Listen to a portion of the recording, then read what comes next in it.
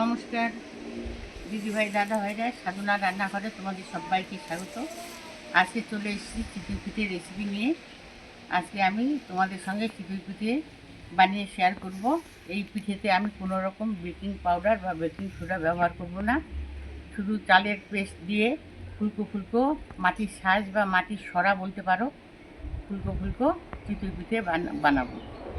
তো এখানে আমি 300 গ্রাম চাল নিয়েছি। এই চালগুলোকে আমি মিক্সির জারে একবারে মিহি পেস্ট করে নিয়ে এসেছি। এই দেখো, তোমাদেরকে দেখিয়ে দিচ্ছি। এটা কিন্তু গোবিন্দভোগ চাল। এই দেখো, গোবিন্দভোগ চালটাকে আমি একবারে মিহি পেস্ট করে নিয়ে এসেছি। তোমাদের সঙ্গে চাল ভেজানোটা আমি শেয়ার করিনি বা পেস্ট করাটাও শেয়ার করিনি। এই চালের পেস্টটাকে এখন আমি বড় বাটিতে ঢেলে নেব।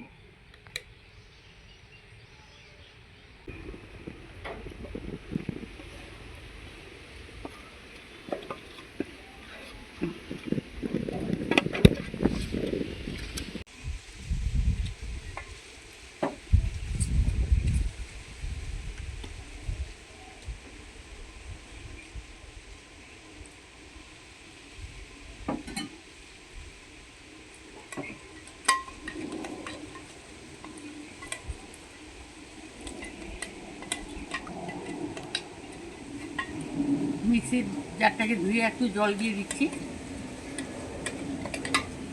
সামান্য একটু দিয়ে দিচ্ছি।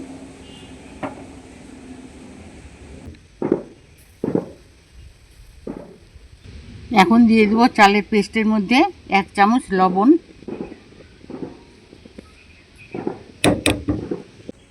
আর 1 চামচ ময়দা।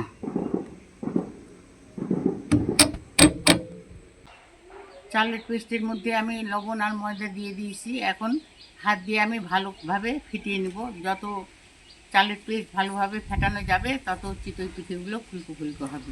তো অনেকক্ষণ ধরে আমি হাত দিয়ে এইভাবে ফেটিয়ে নিই।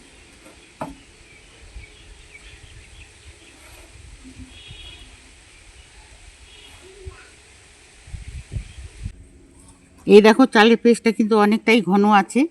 সামান্য একটু উষ্ণ জল দিয়ে আবারও ফেটিয়ে নেব। খুব একটা জল দেবো না, সামান্য হালকা করে একটু দেবো।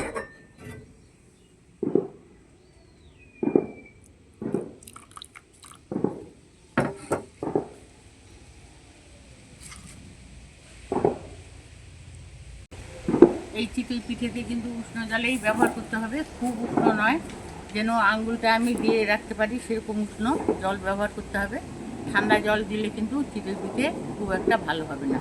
তো আমি উষ্ণ জল দিয়ে ভালোভাবে আবারও ফেটিয়ে নিচ্ছি।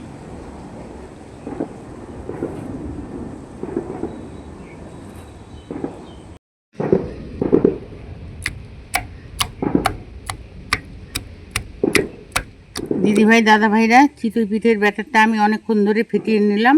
আর এই দেখো, ঘনত্বটা তোমাদের দেখিয়ে দিচ্ছি। এরকম রাখতে হবে, খুব একটা মোটা না, খুব একটা পাতলা না, এরকম ঘনত্ব রাখতে হবে।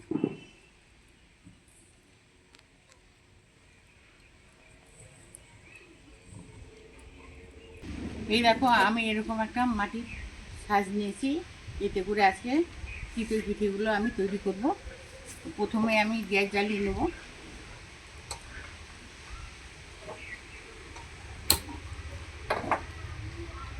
এই মাটির সাজটাকে গ্যাসের মধ্যে বসিয়ে দিচ্ছি। এই বাটিতে আমি 2 চামচের মতো সাদা তেল নিয়ে নেব।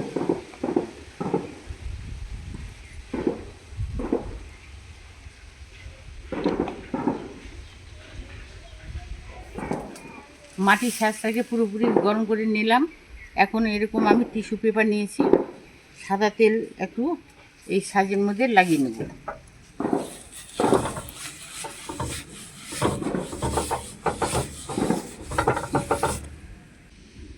এই দেখো, এরকম আমি স্টিলের একটা হাতা নিয়েছি। যতবারেই আমি এই চিতই পিঠের ব্যাটার এই সাজের মধ্যে দেবো, ততবারেই আমি এই হাতা দিয়ে ব্যাটারটাকে ফেটিয়ে নেব। গ্যাসের আঁচটাকে লো টু মিডিয়ামে রেখে 1 হাতা করে আমি ব্যাটার দিয়ে দেবো।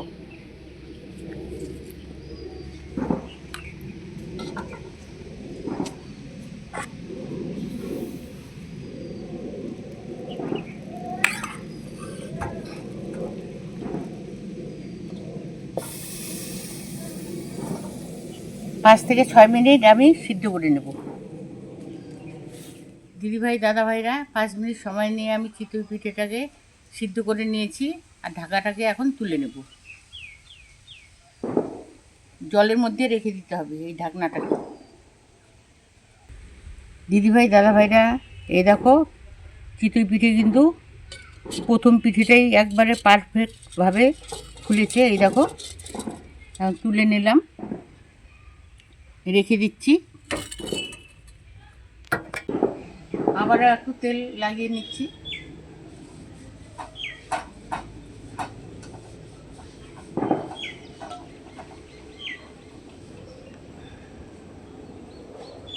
আর যতবারই ব্যাটার দিব ততবারই হাতা দিয়ে কিন্তু এটাকে ফিটিয়ে নিতে হবে। এক হাতা ব্যাটার দিয়ে দিচ্ছি।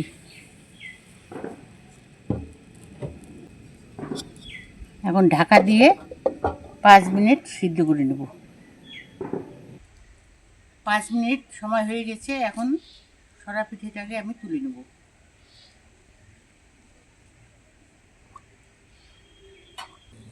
এই দেখো দিদিভাই দাদাভাইরা, চিতই পিঠেটা একবারে ছেড়ে দিয়েছি, কিন্তু ভালোভাবে উঠে আসছে। এটাকে এখন তুলে নেব।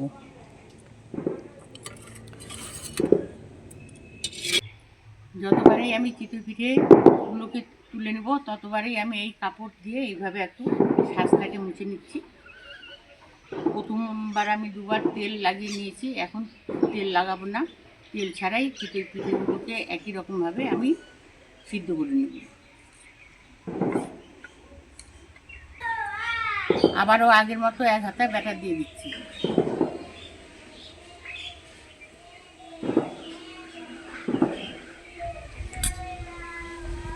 ঢাকা দিয়ে দিচ্ছি। একই রকমভাবে আমি চিতই পিঠেগুলোকে সিদ্ধ করে নেব।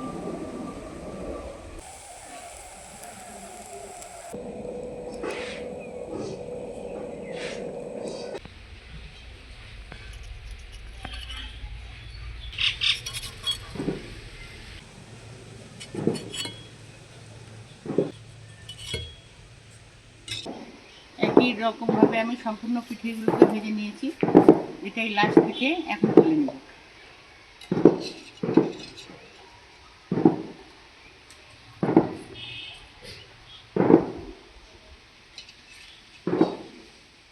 এখন গ্যাসের আঁচটাকে অফ করে দিচ্ছি। দিদিভাই দাদাভাইরা, খুব অল্প সময়ে আমি চিতই পিঠেগুলোকে তৈরি করে নিলাম। আর এই দেখো, কোনো রকম বেকিং পাউডার বেকিং সোডা ছাড়াই আমি ফুলকো ফুলকো চিতই পিঠেগুলোকে তৈরি করে নিয়েছি। আর এই দেখো কতটা সফট হয়েছে আর নরম তুলতুলে। আর ভেঙে দেখাচ্ছি কতটা জালিদার হয়েছে। এই দেখো,